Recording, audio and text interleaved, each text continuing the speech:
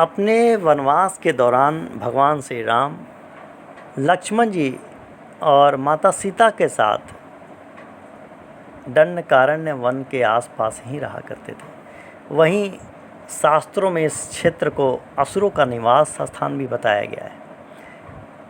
पंचवटी भी इसी क्षेत्र में स्थित है जहाँ से रावण ने सीता माता का हरण किया था। तो आइए जानते हैं दंडकारण्य वन के बारे में और इसकी कथा के बारे में। त्रेता युग बस आरंभ ही हुआ था। इक्ष्वाकु जिसने सूर्य वंश को स्थापित किया था। इक्ष्वाकु राजा के 100 बेटे थे, जिनमें से सबसे छोटा पुत्र दंड था, मंद बुद्धि का भी था और पूरी तरह से कहते हैं कि अक्षम था। वह किसी भी काम को न तो कभी गंभीरता से लेता था और ना ही अपने पिता के कहे अनुसार चलता था। राजा इक्ष्वाकु ने उसका नाम भी दंड रखा, जिसका अर्थ होता है सज़ा। वह इक्ष्वाकु राजा के लिए एक सज़ा से कम नहीं था। इक्ष्वाकु को इस बात का यकीन था कि किसी भी दिन दंड की वजह से उसे बहुत बुरा समय देखना पड़ सकता है। दंड की मंद बुद्धि और नकारात्मक गतिविधियों के कारण राजा इक्ष्वाकु हमेशा भयभीत ही रहा करते थे। राजा ने दंड को अपने राज्य से दूर रीछ पर्वतों से घिरे पूरे पूर्वी मध्य भारत का शासन दे दिया था और उस राज्य की राजधानी मधुमंता बना दी थी। इसके अलावा इक्ष्वाकु ने शुक्राचार्य जी को दंड का गुरु भी निर्धारित कर दिया था। इक्ष्वाकु ने सभी पर्याप्त प्रबंध किए ताकि दंड को किसी भी तरह की परेशानी का सामना करना न पड़े। एक दिन दंड ने सोचा कि उसे भी शास्त्रों का अध्ययन करना चाहिए। इस उद्देश्य की पूर्ति के लिए दंड अपने गुरु शुक्राचार्य जी के आश्रम में निवास करने चला गया। मधुमंता की पहाड़ियों के बीच गुरु शुक्राचार्य जी का बेहद खूबसूरत वहाँ आश्रम था। आश्रम में रहते हुए भी दंड एक अच्छे और एक अनुशासित छात्र की तरह कभी भी नहीं रह पाया। उसके अंदर राजा होने का घमंड सदा ही रहा और इसी घमंड के नशे में एक दिन उसने गुरु शुक्राचार्य की सुंदर पुत्री अराजा पर अपनी बुरी नज़र डाल दी। एक दिन की बात है, शुक्राचार्य जी की बेटी अराजा अपने पिता के आश्रम के पास ही एक जंगल में अकेली कुछ काम कर रही थी। अराजा को पलाश के पेड़ और बांस के झुरमुट बहुत पसंद थे, जहां वह अपना समय कभी कभी घंटों बिताया करती थी। छोटी सी जलधारा के किनारे जो गीत गाते हुए बहती रहती थी, जिसे केवल अराजा ही समझ सकती थी। उनकी सुनहरी पत्तियों से निकलने वाली दिव्य सुगंध दूर तक महसूस की जा सकती थी और लोगों को बरबस अपनी ओर खींच लेती थी। यहाँ वह एक बिल्व और पीपल खड़े थे, जिससे पवित्र अनुष्ठानों के लिए पत्तियाँ इकट्ठा करना अराजा का काम था। जहाँ भी जाती थी उसके साथ एक मोर उसका पीछा करता था।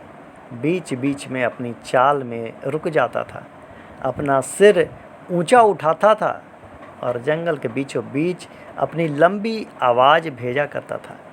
मोर आश्रम में रहता था। राजा जम्बू के पेड़ पर बैठी कोयल की आवाज़ की मधुरता में गुमसुम थी, खोई हुई थी, जब उसे अचानक अपने करीब एक अजनबी को देखा। वह आदमी लंबा था, सुंदर भी था, लेकिन उसकी नज़र अराजा पर ही टिकी थी। अराजा ने उससे पूछा कि वह कौन है और जंगल में क्यों आए हैं, लेकिन उस व्यक्ति ने अराजा से पूछा कि तुम जंगल में अकेली क्यों घूम रही हो। जब उसने उसे बताया कि वह शुक्राचार्य की बेटी है और पत्ते और फूल इकट्ठा कर रही है, तब फिर उस व्यक्ति ने अराजा से कहा कि शुक्र उनके शाही पुजारी हैं और उसने ये भी बताया कि प्रचुर मात्रा में मैं उन्हें दक्षिणा देता हूँ और उस दक्षिणा के कारण ही हजाज का जीवन चलता है, उनका गुजर बसर हो पाता है। राजा ने उसे घूर कर देखा, उसे उसका इस तरह से बोलना पसंद नहीं आया। उसे लगा कि उसने मेरे पिता का अपमान किया है। उसके पिता कोई साधारण पुजारी नहीं थे, वे असुरों के प्रधान और देवता भी उनसे डरा करते थे। जहाँ तक दक्षिणा की बात है, उसके पिता की शक्तियाँ ऐसी थी कि यदि वह चाहे तो स्वयं धन के देवता को आदेश दे सकते थे कि वह उन्हें जितनी चाहे उतनी दक्षिणा दे दे। फिर राजा ने बोला कि मैं राजा दंडक हूँ, सम्राट इक्ष्वाकु का सबसे छोटा पुत्र, मनु का पोता, पृथ्वी पर पहले राजा विवस्वान का परपोता, और विंध्य के दक्षिण में इस विशाल भूमि में जो कुछ भी है वह मेरा है। इसमें वे सभी लोग भी शामिल हैं जो यहाँ रहते हैं। वह एक क्षण के लिए रुके और मुस्कुराते हुए बोले, ये लड़की, तुम इस क्षण मेरी भूमि पर खड़ी हो और तुम भी मेरी हो। अर्जा ने इस बात का कोई जवाब नहीं दिया। राजा ने कहा कि तुम बहुत सुंदर हो। मेरे महल में अनेकों सुंदर महिलाएं हैं, लेकिन लगता है कि कोई भी तुम जैसी सुंदर नहीं है। लेकिन तुम अभी तो कली हो, लेकिन फिर भी मुझे फूलों से ज़्यादा कलियां पसंद हैं। राजा खड़ा होकर आंखों से उसे घूर रहा था और फिर बोला कि तुम्हें देखकर मैं तुम्हारे लिए अपनी इच्छा को नियंत्रित नहीं कर पा रहा हूँ। क्या तुम मेरी रानी बनाना चाहोगी? राजा ने अपनी बाहें फैला दी और अर्जा को आमंत्रित किया। वह स्थिर खड़ी रही। वह फिर राजा उसके करीब कदम बढ़ाने लगा। राजा भय से कांपने लगी और उसने कहा कि तुम मेरे साथ कुछ मत करो राजन, मैं तुम्हारी गुरु पुत्री हूँ और इस प्रकार आपकी बहन हुई। लेकिन ऐसा सुनते ही वह उसकी बातों पर ज़ोर ज़ोर से हंसने लगा। दंड ने कहा, मुझे तुम्हें अपना बनाने दो। अर्जा ने बोला कि अगर तुम्हें मेरी ज़रूरत है तो तुम्हें पहले मेरे पिता से पूछना होगा। आश्रम पास में ही है, उनसे चलकर पूछ लो। लेकिन यदि तुम्हारी नीयत अच्छी नहीं है तो याद रखो, मेरे पिता असुरों के गुरु हैं और उनकी अद्भुत शक्ति के सामने सारे देवों और असुरों का संसार और यहाँ तक कि पृथ्वी भी कांपती है। कुछ भी ऐसा वैसा करने की मत सोचना। मेरे पिता की अनुमति के बिना मुझे छूने से तुम नष्ट हो जाओगे। मेरे पिता अपनी तपोबल की शक्ति से तुम्हें पल भर में भस्म कर सकते हैं। लेकिन अर्जा के बार बार मना करने पर भी राजा दंड नहीं माने और उसको ज़बरदस्ती कुछ दूर जंगल में ले गए। और इसके बाद राजा के साथ बहुत ही गलत व्यवहार किया, यहाँ तक कि संबंध बनाया, फिर उसे छोड़ दिया। अर्जा रोती हुई फिर आश्रम में वापस आ गई और थोड़ी ही देर में फिर महान गुरु शुक्राचार्य भी अपने शिष्यों के साथ आश्रम में आ पहुँचे। जब शुक्राचार्य जी ने अर्जा की ऐसी दुर्दशा देखी तो उन्होंने शाप दिया कि दंड 7 दिन के अंदर अपने पुत्र सेना के सहित नष्ट हो जाए।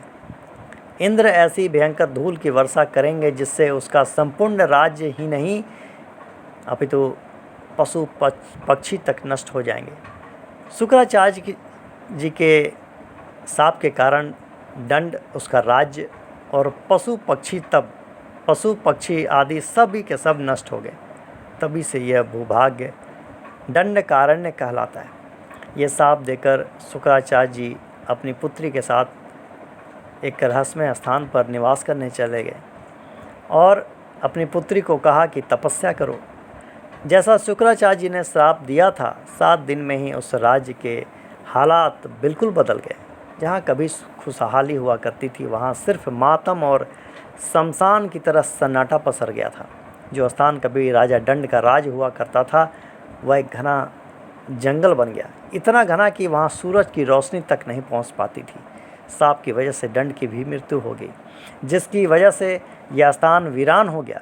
उस दिन के बाद से इस स्थान को दंडकारण्य का नाम दिया गया और हिंदू धार्मिक इतिहास में यह स्थान एक बेहद ही रहस्यमय लेकिन बहुत ही महत्वपूर्ण रूप से शामिल हो गया।